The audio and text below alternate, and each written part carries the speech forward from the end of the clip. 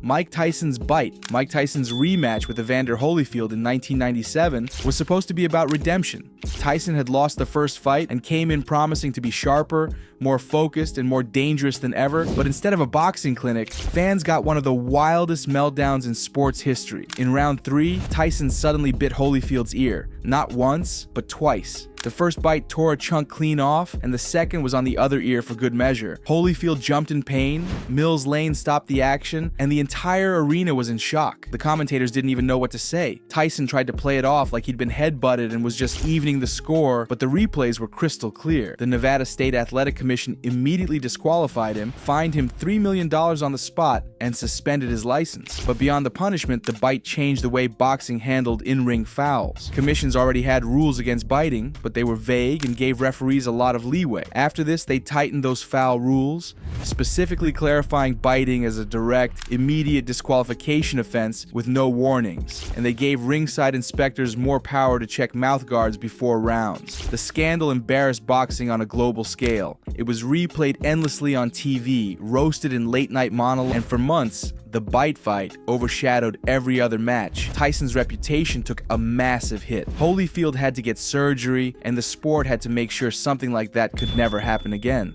Antonio Margarito's loaded glove scandal. In 2009, Antonio Margarito was set to defend his WBA welterweight title against Shane Mosley. Margarito was known for his insane punching volume and granite chin, and a lot of fighters quietly suspected that his shots hurt more than they should, but no one had proof. Until fight night. Before the fight, Mosley's trainer, Nazim Richardson, went to watch Margarito's hands get wrapped, something all opposing teams are allowed to do. As Richardson watched, he noticed the wraps didn't look quite right. They felt stiff, so he told the commission inspector to check. When they unwrapped them, they found a small pad in each hand, and those pads were soaked in a plaster-like substance that hardens when wet. Basically, they were turning into casts inside Margarito's gloves. The commission immediately made him rewrap his hands with clean gauze and tape, but the damage to his reputation was already done. Mosley went on to completely dismantle Margarito, stopping him in the 9th round. Afterward, the California State Athletic Commission held a hearing and revoked Margarito's license for a year. The scandal led to one of the biggest procedural changes in modern boxing. And now, because of that one night, fighters have to go through one of the most scrutinized pre-fight rituals in combat sports just to prove their hands are clean, shortening bouts from 15 rounds to 12 rounds. In 1982,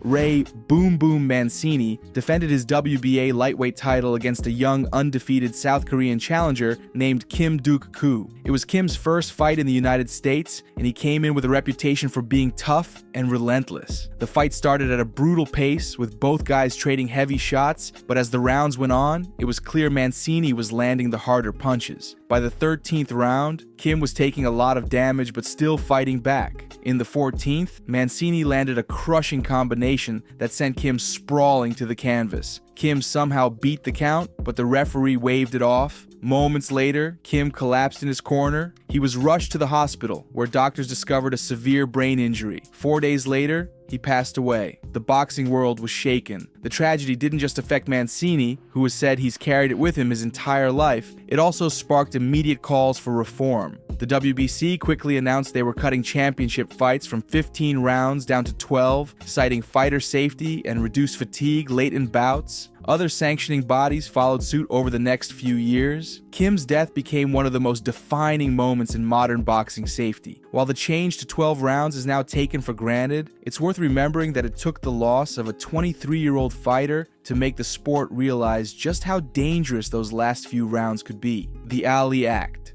Muhammad Ali wasn't just one of the greatest fighters in history, he also became a symbol for fighter rights. But the Ali Act didn't actually pass while he was fighting. It came decades later, in 2000, and it was inspired not only by Ali's own career battles, but by the shady business practices that had been a part of boxing for decades. During his time, Ali dealt with all kinds of promoter control, bad contracts, and sanctioning body politics. Fighters often didn't even know how much money an event made, how much they were entitled to, or if the rankings were legitimate. many were trapped in long-term deals that gave promoters way too much power over their careers. Ali spoke openly about the exploitation of fighters, and his high-profile disputes kept the issue in the public eye. The Muhammad Ali Boxing Reform Act was Congress's answer. The law forced promoters to disclose more financial information to fighters, banned coercive long-term contracts that tied boxers to one promoter for years, that required sanctioning bodies to have clearer, more transparent ranking systems. It also made it illegal for a promoter to have too much influence over the rankings in order to give their fighters an advantage. While the act didn't change the in-ring rules like stopping fights or banning certain strikes, it changed the rules of the business side of boxing forever. For the first time, fighters had legal protections against some of the worst exploitation in the sport. It's still far from perfect. Plenty of loopholes get exploited, but the Ali Act became a blueprint for fighter rights. Jack Johnson not allowed to fight white people. Jack Johnson became the first black world heavyweight champion in 1908, and he didn't just win, he dominated. Johnson outclassed white challengers so badly that it sent a shockwave through a very segregated America. Back then, the sport had no written rule saying a black fighter couldn't fight for the title, but promoters and state commissions quickly made sure those matchups were rare. After Johnson won the belt, there was an unofficial but very real color line. Many states refused to license interracial fights, and certain commissions made it clear they wouldn't sanction a black champion defending against a white contender unless they could find a so-called Great White Hope. It wasn't a technical rule in the Marquess of Queensberry Code, but it was enforced in matchmaking just the same. On top of that, Johnson's personal life became a target. His relationships with white women were used against him in court, most famously in 1913 when the federal government charged him under the Mann Act, a law meant to stop human trafficking, but in his case used as a weapon of racial punishment. He was convicted and forced into exile for years. So while Jack Johnson didn't cause an in-ring rule like no biting or 12-round limits, the reaction to his dominance changed how the sport was regulated for decades. State athletic commissions and promoters literally rewrote who could be allowed in certain title fights, locking black fighters out of opportunities until Joe Louis broke the barrier again in the late 1930s.